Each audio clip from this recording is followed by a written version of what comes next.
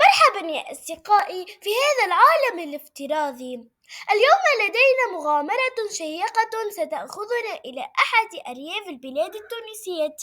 ولكن يا ترى إلى أي جهة من تونس ينتمي هذا الريف؟ هل هو من الشمال أم الوسط أم الجنوب؟ والآن استعدوا لنبدأ رحلتنا. انظروا أمامكم، إنها أراضٍ خضراء واسعة تمتد إلى ما لا نهاية، تملأها الأشجار والنباتات من كل جانب.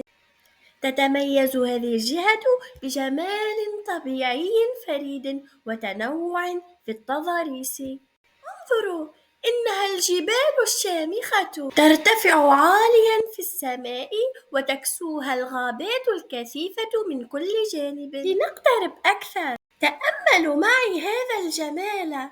سبحان الخالق الذي صورها بهذه الروعة والعظمة. والآن سأترككم تعيشون لحظات من التأمل والانغماس في روعة هذه التضاريس.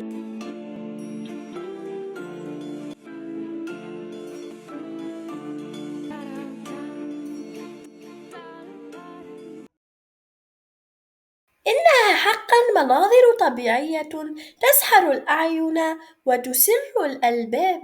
هنا تلتقي الجبال بالهضاب وتحتضنها السهول الخضراء، حيث يعمل الإنسان على استغلال الأرض لزراعة المحاصيل الكبرى مثل القمح والشعير. والآن فلننتقل إلى وسط الأرض الفلاحية.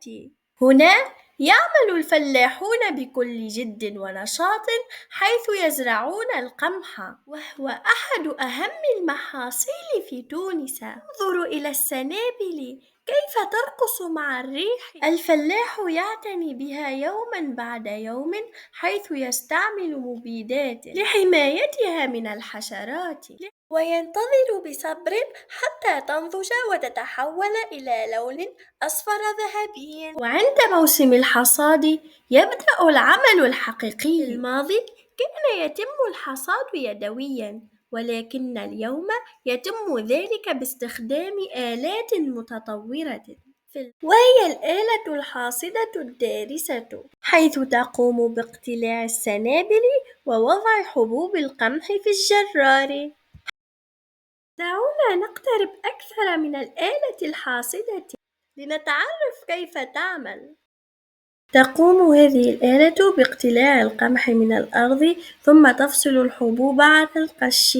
بعد ذلك تنقل الحبوب عبر الجرار إلى مخازن خاصة، وهناك يتم خزن محصول القمح في أماكن آمنة ليستعمل لاحقا في إعداد الخبز ولإعداد مختلف المأكولات التي نعتمد عليها في حياتنا اليومية.